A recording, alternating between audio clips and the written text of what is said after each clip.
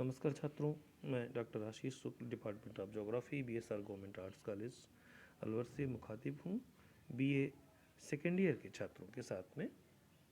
और हमने पूर्व में जो टॉपिक लिया था उसी को आगे बढ़ाते हैं।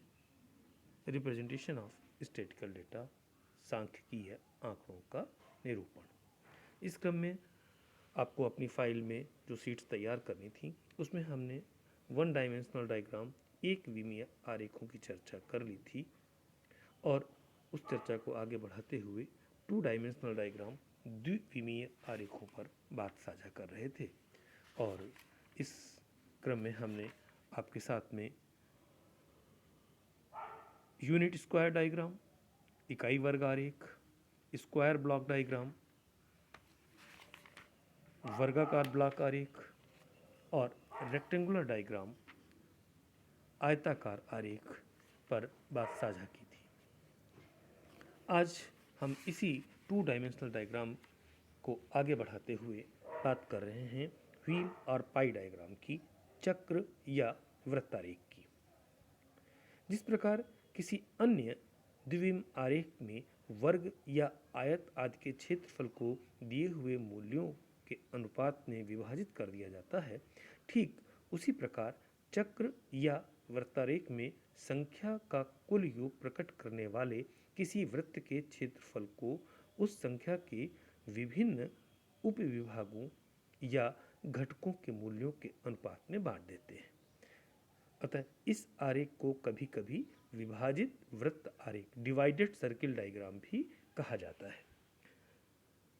इस वृत्तारेख को बनाने के लिए सुविधानुसार छांटे गए किसी भी अर्धव्यास से वृत्त खींचकर संख्या के योग को प्रदर्शित करते हैं। इसके बाद उस संख्या के भिन्न भिन्न उपविभागों या घटकों को अलग अलग मान से अंशों में परिवर्तित करके निकाला जाता है। इसे निकालने का तरीका उस उपविभाग का वास्तविक मान गुणे 360 बटे संख्या का कुल योग, क्योंकि वृत्त के कुल अंशों का मान 360 डिग्री होता है, तो उसमें हमें इसे विभक्त करना होता है।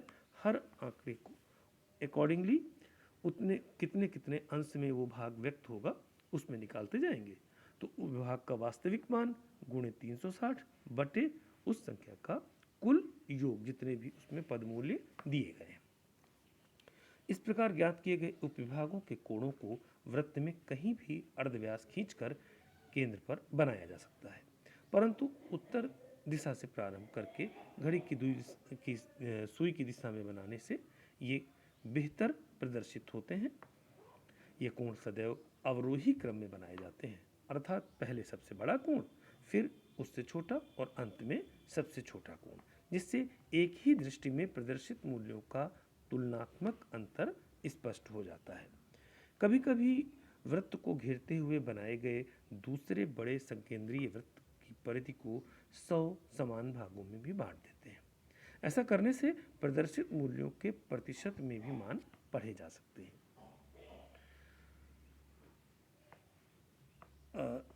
इसके लिए जो तरीका है निकालने का वो है उपविभाग का प्रतिशत में मूल्य गुणे 360 डिग्री अपॉन 100।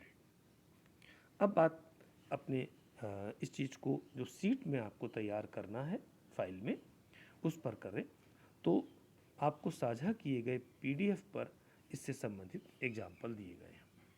आप एग्जाम्पल को रूलदार पेपर पर सॉल्व करें, वहाँ पर टेबल दिखाएं उसकी, और सीट के राइट साइड पर जैसे कि आपने पहले बनाए हैं चित्र प्रदर्शित करके उनको हेडिंग लगा करके उनके जो भी इंडिकेटर्स हैं उनको दिखा करके कंप्लीट करेंगे। जैसे यहाँ पर एक एग्जाम्पल के माध्यम से ये दिखाया गया भारत का भूमि उपयोग क्षेत्रफल। इसको बनाने के लिए सर्वप्रथम हम सारणी में दिए गए मूल्यों को अवरोही क्रम में लिखते हैं और फिर जो भी कृषि भूमि का जैसे था वन, उसके लिए प्रति या अतिरिक्त भूमि, प्रति भूमि के अन्य जो भी स्वरूप विभाजित हैं उनको लिख करके उनके मान क्षेत्रफल में अवरोही क्रमों में अंकित किए। सबसे पहले अधिकतम, फिर उससे कम और लास्ट में सबसे कम, इन सब का योग निकाल लिया।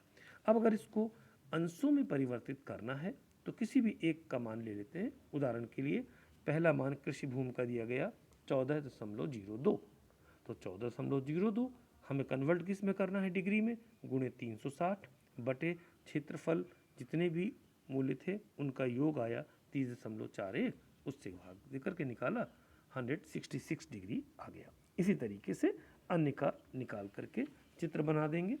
चित्र में व्यास जो भी आ रहा है एक लेकर के उनके भागों में जो भी स्वरूप बनता है, जितने जितने डिग्री जिसका भी आता जाएगा उसे दिखाएंगे और बाद में नीचे इंडेक्स में दिखा करके उनके इंडिकेशन दिखा देंगे कौन सा भाग किससे प्रदर्शित है।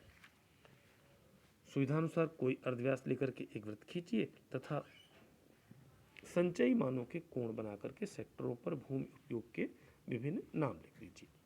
इन सेक्टरों के प्रयोग में की गई छायाओं को भी आरेख नीचे में हम इंडेक्स में बनाते हैं।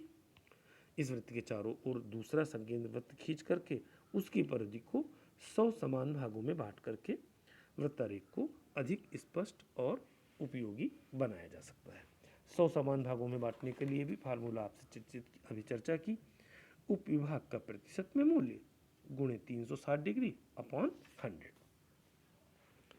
अब आइए बात करते हैं रिंग डायग्राम की या वलय आरेख की। जैसा कि इसके नाम से विदित है, वलय आरेख में दिए गए हुए पद मूल्यों को अलग अलग वृत्तों के द्वारा प्रकट किया जाता है तथा प्रत्येक वृत्त का अर्धव्यास प्रदर्शित मूल्य के वर्गमूल के अनुपात में होता है। अतः आरेख बनाने के लिए दिए गए मूल्यों को आरोही या अवरोही क्रम में व्यवस्थित करके पहले न्यूनतम अथवा अधिकतम मूल्य वाले वृत्त का सुविधानुसार कोई अर्धव्यास छांट लेते हैं। अब उदाहरण के लिए मान लीजिए कि न्यूनतम संख्या प्रकट करने वाले वृत्त को हमने 0.5 सेंटीमीटर लिया, तो अगली किसी संख्या का अर्धव्यास ज्ञात करने के लिए उस संख्या के वर्गमूल में न्यूनतम संख्या के वर्गमूल का भाग देते हैं और प्राप्त भजनफल को 0.5 सेंटीमीटर से गुणा किया जाएगा। अर्थात द्वितीय संख्या के वृत्त का अर्धव्यास बराबर अंडर रूट द्वितीय संख्या बटे अंडर रूट न्यूनतम संख्या गुणे 0.5 सेंटीमीटर। इसी प्रकार थर्ड का निकालना है तीसरी संख्या, तो तीसरी संख्या के वृत्त का अर्धव्यास अंडर रूट तृतीय संख्या बटे अंडर रूट न्यूनतम संख्या गुणे 0.5, क्योंकि हमने 0.5 सेंटीमीटर अर्धव्यास लिया हुआ है। इसके विपरीत यदि अधिकतम मूल्य प्रकट करने वाले वृत्त का अर्धव्यास सुविधानुसार लिया गया है तो उपरोक्त सूत्र में न्यूनतम संख्या के वर्गमूल के स्थान पर अधिकतम संख्या का वर्गमूल लिख करके अधिकतम संख्या की सुविधानुसार चुने गए अर्धव्यासों की गणना कर लेंगे। इसी को इस उदाहरण के द्वारा भी पीडीएफ में आपको जो समझाया गया है, स्पष्ट किया गया है। आप देख सकते हैं कि सर्वप्रथम आंकड़ों को आरोही क्रम में लिखा गया।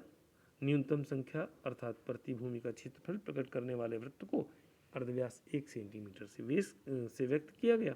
शेष संख्याओं को प्रकट करने के लिए वृत्तों के अर्धव्यासों की गणना निम्नानुसार की गई।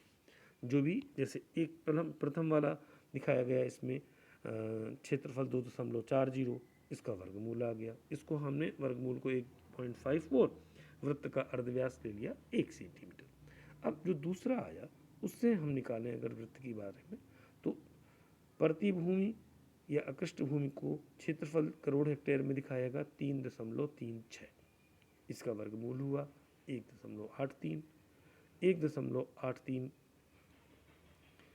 को न्यूनतम संख्या जो थी उसके वर्गमूल अर्थात 1.54 से विभाजित किया और वृत्त का अर्धव्यास हमने 1 सेंटीमीटर लिया है, उससे मल्टीप्लाई किया तो ये 1.18 आ गया।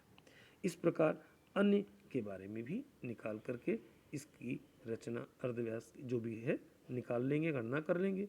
अर्धव्यास ज्ञात हो जाने पर इन वृत्तों को अलग अलग अथवा संकीर्ण वृत्तों के रूप में अथवा एक दूसरे के भीतर परिधि के किसी एक उभयनिष्ठ बिंदु पर स्पर्श करते हुए खींचा जा सकता है, जैसा कि आपको पीडीएफ के चित्र में प्रदर्शित भी किया गया है।